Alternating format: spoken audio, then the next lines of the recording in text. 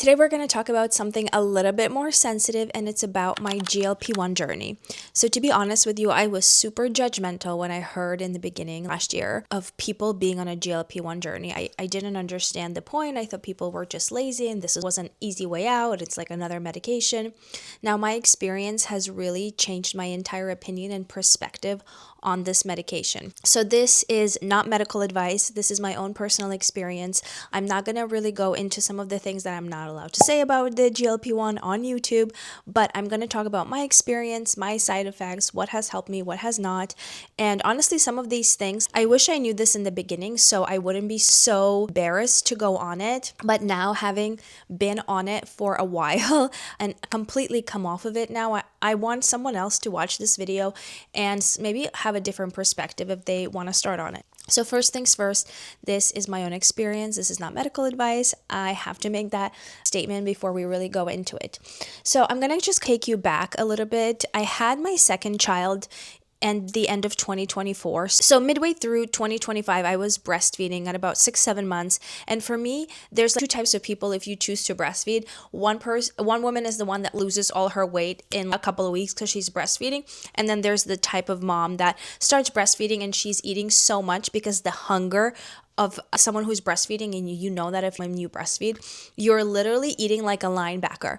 And my hunger was at that level. I wanted to eat everything and anything, just like a vacuum, just sucking everything inside of me. And I have gained more weight breastfeeding than I honestly was pregnant without a baby inside of me. So at the summer point, I was at 190 pounds, which for me is a lot. Before I had kids, I was about 145. And after having kids, I was always like, well, after having my first, when my weight came off, I was about 160. So never really going down underneath. And after having my second child, as most moms know, your time is so valuable and limited. I just didn't have 2 hours that you needed to be working out. And that doesn't have to be running at the gym, but you have to be probably outside an hour walking and then doing strength training or yoga and or something else. So I started looking and when I was 190 pounds, I stopped breastfeeding. So that was about 7 months postpartum. And at that point I was like, what am I going to do? I don't understand how I have become so much bigger than I ever was in my life. And I started looking into GLP-1s and I realized that my BMI was quite high at the time that I could get it covered by my insurance. So I went through a nutritionist, doctor, if you will, had a practitioner guide me through everything. We talked about my different options, and Tirzepatide is what I chose to be on. Semaglutide is the other GLP-1, and Tirzepatide is actually, I believe it's a GLP-2 or a GIP and a GLP, something like that. Do your own research. Now there's another one that's coming out by the same company, I think, as Tirzepatide, which is Eli Lilly. It's called retatrutide, which is 3 different sensors. So essentially what a GLP-1 does, it signals a receptor in your brain certain things. So with Tirzepatide, your appetite curbs significantly, and that's why the results are technically better based on studies than compared to semaglutide. With semaglutide, I think the appetite control is there, but not as much as with Tirzepatide. One of the things that I have heard over and over and over when doing my own research is the 2 words food noise. I never understood what that was. I was like, what does that mean, food noise? Once I got on a GLP-1, I realized how horrendous my food noise was. And I will explain it to you. Every time I would walk by my pantry, my cabinets, anywhere that has food, my refrigerator, I needed to eat something. I was like, well, maybe there's a snack, or maybe let me take this cookie, let me take this chicken, let me take this beef stick, let me take a little bite off of this and that and the other. It's like an all-day thing. If you're working from home, it's all day. And I kept thinking about the next meal. I was like, what's for lunch? What's for dinner? What's for breakfast? What's for snack? All the time. It was like so exhausting. Now imagine somebody comes into your brain and literally takes that load off. It's almost like not silence, but somebody takes the dial and turns it down, meaning you still are thinking about food, but in a different way. What am I eating to nutrient almost my body? What is going to fulfill me? And because I have kids, I always am planning dinner. What am I cooking for the kids? But once you have that mental load off, this is why your appetite is so curbed, and you hear these stories, you have to force yourself to eat because you truly are not thinking about it. You just do not think about food at all. And sometimes thinking about certain things that you liked in the past, you're like, I actually don't even want that. So what that really taught me is to listen to my own cues, my hunger cues. Was I really hungry? Did I really want a cookie or an ice cream after dinner? Did I want this meal? Did I want this pasta, or do I really want something else?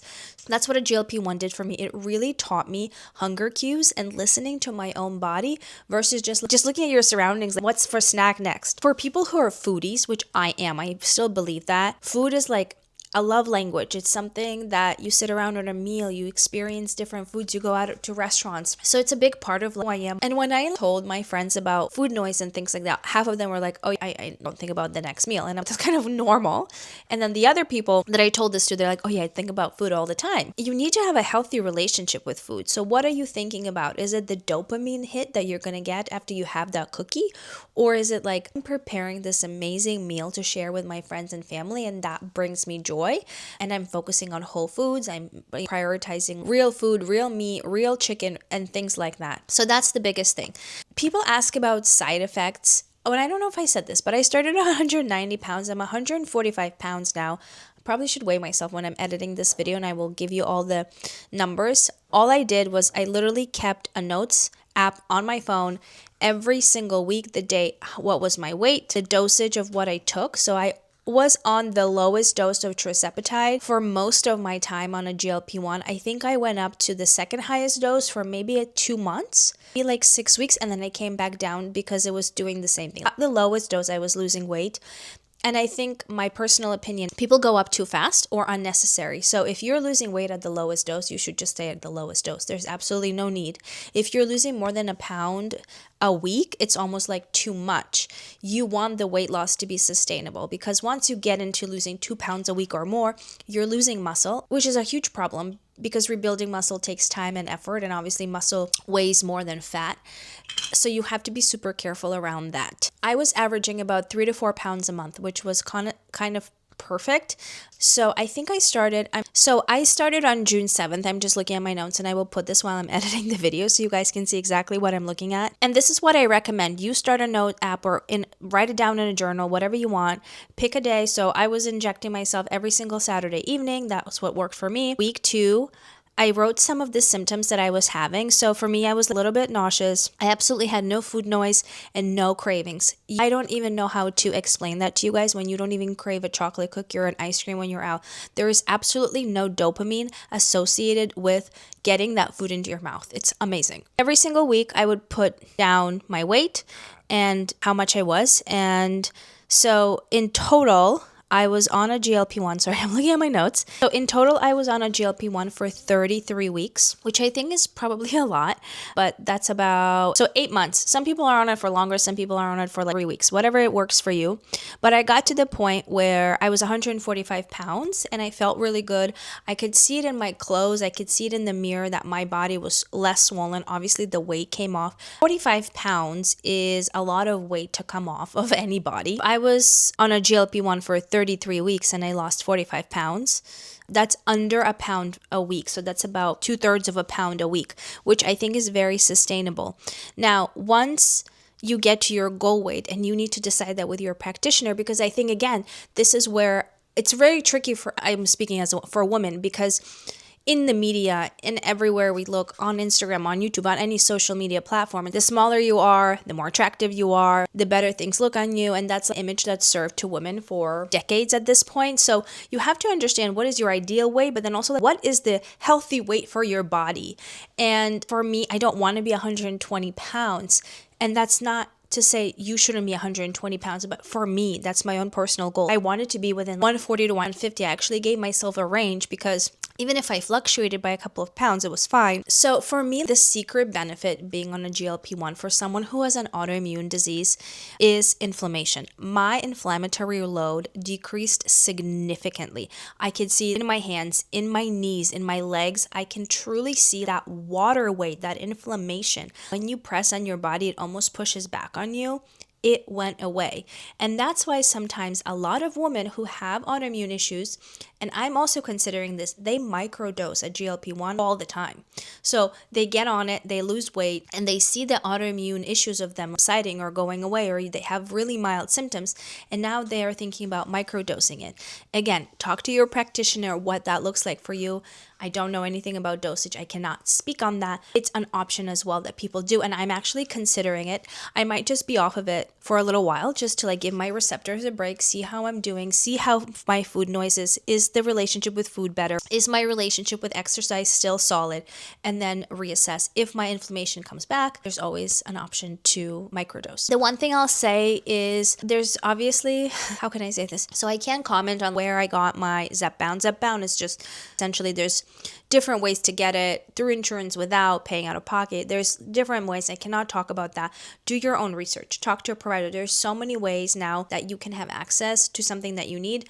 Again, do your own research. The one thing I will say is I did lose some hair. That's kind of one of the side effects. I don't think I lost a lot of hair. I still have a lot of hair. When I started noticing my hair coming out, I really doubled down on protein, because when you eat so much less, it's really hard to get in protein into your body. And I feel like protein is what's haunting us as millennials. I've never been peer pressured more into eating protein in my entire life than to do anything else as a teenager. So they say to eat your ideal weight in protein in grams. So if your ideal goal is 145 pounds, you should be eating 145 grams of protein. Now, if you really do the math, that's a lot of protein for anyone. And if your goal weight is higher or lower, it's still a lot. So sometimes I would be just sitting there literally shoving food into my mouth because I had to get the protein in. So I had to get creative. Sometimes it was smoothies with protein powder. Sometimes it was actual having a double patty of a burger. Didn't even want all the extras or the condiments. I just want 2 patties of beef and like that, because that was like probably 60 grams of protein right there. So you have to be super creative and always prioritize whole foods and protein. So one of the things that I would say, if you are really considering a GLP-1, do these things. First, get a practitioner. Get someone you trust. If it's like your regular doctor, you can go to a nutritionist, you can go to a wellness clinic. There's so many options out there. You can go into functional medicine doctors. There's so many options.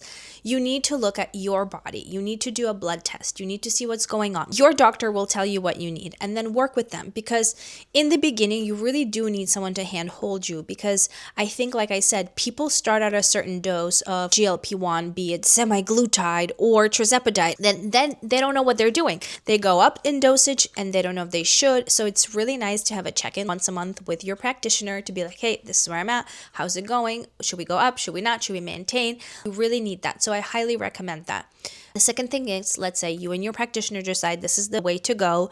I would just say, I wish I would take more before and after pictures. I obviously have photos on my camera roll, but I really wish I took pictures of myself, like how I was, which I didn't want to do because I didn't feel confident or comfortable in my body at 190 pounds. I didn't want to take a picture of myself, but I wish I would. The second thing is, I would honestly document all your symptoms and what you're eating and what you're consuming on a regular basis. So in the beginning, it's really important. Are you feeling nauseous? Are you feeling sick? Are you experiencing anything? Just write it down, because throughout the day, you forget. Weigh yourself once a week. Now, I got to the point in the beginning where I started to see results, and I wanted to weigh myself multiple times a week, and I was like, this is definitely not productive or healthy for my mental being, because once you start weighing yourself over and over and over, there are days that you're going to go up and down in terms of weight. For women specifically, we have our cycle. Do you think on cycle day 1, when you're bloated and there's things coming out of you, you're going to weigh a little bit more than, I don't know, when you're in the middle of your cycle? Yes. Also, you're weighing yourself every single week at the same time of day. Do it in the morning consistently. Don't do it in the evening and then in the morning and in the middle of the day. Your body will fluctuate. And honestly, the final thing I would say is, don't be embarrassed, especially if you're a mom, especially if you're a woman, because there's so many things out there. And if it's a tool in your toolbox that you want to use it. Now, of course, if you're going to be shoving McDonald's into your face every single day on a GLP-1, maybe you'll still lose some weight because maybe you're eating 1 meal per day. But as soon as you come off of GLP-1, you're going to be shoving yourself again with McDonald's, and then it's just going to go into complete fat. Also, you're not going to feel good if you're eating junk food on the day-to-day basis.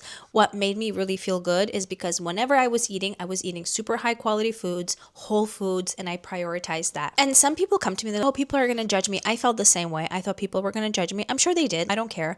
But it was a tool for me, and now I feel better. I look better, and I know it served its purpose. I used it as a tool. I prioritized movement.